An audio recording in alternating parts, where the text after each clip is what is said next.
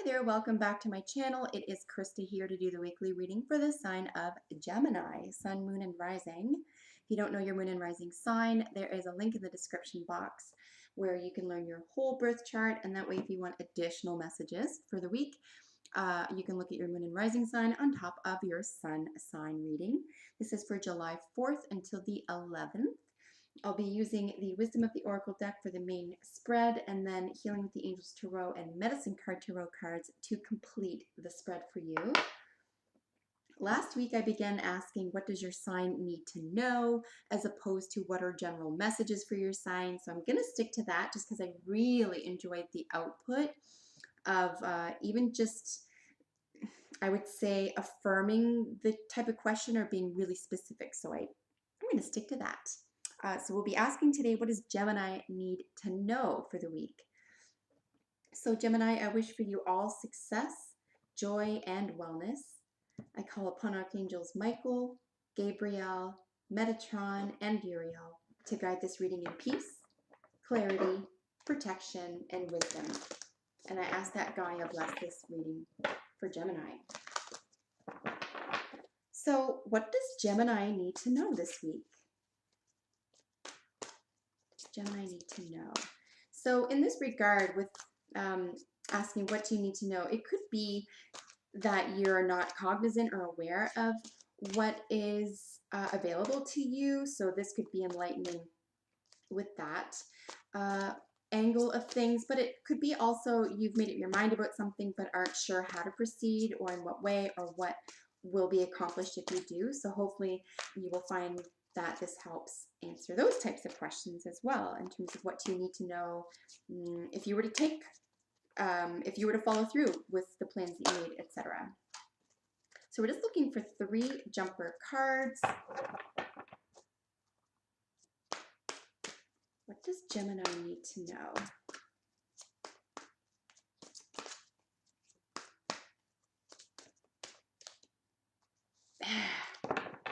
Thought that little guy was going to fall right out, but he didn't. Okay, let's keep going.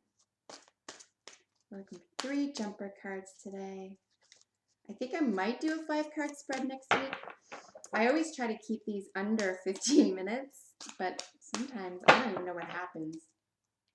It just goes on and on. So hopefully not me goes on and on, but yeah, the cards are just so lovely. It's hard not to keep looking at them and getting as much information as possible. So what does Gemini need to know this week? We're looking for 3 jumpers. What does Gemini need to know? So I'm going to shuffle 3 more times. If we don't get a jumper, what I will do is split the deck and draw from the center of the deck. 1, 2. All right, so this wants me to pull from it. I'm going to cut the deck. 1, 2, and 3. And like I said, bottom of the deck energy card. Here we go. All right, we just shaved off about 2 minutes of shuffling. Honestly, if they're not jumping within the first 2 minutes of shuffling, I don't want to torture either of us. So bottom of the deck energy is blessed. This is such a beautiful energy, really anywhere in the spread, but certainly when it comes to overall energy, you can count on whatever is before you or whatever you plan on accomplishing or tackling this week, that you will feel blessed, or there's a reminder here to remember to feel blessed as you move ahead with your plans, Gemini. So I'm just going to get a little idea here of what we have. In the center, we have the Imagine card. To one side, the By the Book, and then to the other, Treasure Island. This is interesting just because these are sort of at odds with one another, and I just mean that Imagine is something that you do without limitations, right? When we use the word imagine, the whole point is creative, expansive. It's not supposed to have limits. And it's interesting because the By the Book is literally about limits. It's about constraints. It's about kind of rules, essentially. And it doesn't mean that one's right or one's wrong. It just means that these are 2 different worlds that you're going to have to pay attention to this week in terms of what do you need to know. And perhaps it's just about creating divisions between how you assess these two worlds. Maybe never the twain shall meet. Like maybe these aren't supposed to be meeting this week, or there isn't room in this constructed sort of timetable world for imagination. Like it doesn't belong here this week, or vice versa. Maybe we shouldn't be bringing all the timetables and sort of, this overarching concept of clock, let's say, in terms of rules and regulations, like the clock, into the world of imagination. So just looking at these two in particular and saying these are two different worlds, and maybe they need to remain that way this week. And then let's look at the treasure island. This is really all about having what you need within and being able to count on yourself. You don't have to stop yourself from asking for advice or looking for help or expertise, but you certainly ought to rely on your own self first and consider that you might have the answer for yourself first, or that you know how to figure it out on your own. And it's going to come from a place of feeling rich already. And is that monetary wealth? If it is, awesome. But wealth and richness can come in health forms, they can come in mental health. You can be rich in friendships, in spirit, freedom, etc. So, however you feel this richness applies to your life, there's also a really nice balance here, as you can see, between the air and the water, which is essentially intellect and emotions. So perhaps there's just a great deal of having to balance these two worlds. Perhaps this is about the intellect, for example, and this is about emotions. So we can look at very simply here a definitive split between two worlds, Gemini. One doesn't look like it's superseding the other. However, if, like I said, if you're not feeling blessed already, perhaps it's a time to pull this energy into the week, because I think it will help expand both of these avenues for you. Or you already, or if, like I said, if you do recognize that you are blessed, remember that energy and it will help expand these on their own. Now, in terms of what do you need to know with how these are going to work together, I just keep coming back to having to separate these two worlds for your own convenience, really. Um, Perhaps in terms of what do you need to know, you were trying to meld these two worlds together, or felt like you only had what it took when you were imagining or when you were in the creative process, but when you went to manifest this in the material world, that it was a lot more effort than you were prepared to give, or there were what I call road bumps or speed bumps or hurdles, etc. And that could very well be if you're coming from an emotional perspective, you see. But if you're coming from an intellectual perspective and you treat that portion of things as though it were a study, a project, that it contains limitations, I think you will have an easier time applying or considering or enhancing outcomes this week, Gemini. Ultimately, you're blessed either way. You're coming at whatever's going on here from a solid state of energy and attitude and asset, right? The assets that you have, those don't necessarily have to be material, but they certainly can be. One more quick note about the blessed card I've been looking at recently with regard to the shape of the character on the card is very Capricornian, and by that I just mean Capricorn. Capricorn, as we know, has the top body of an animal and then it turns around into a fish at the bottom.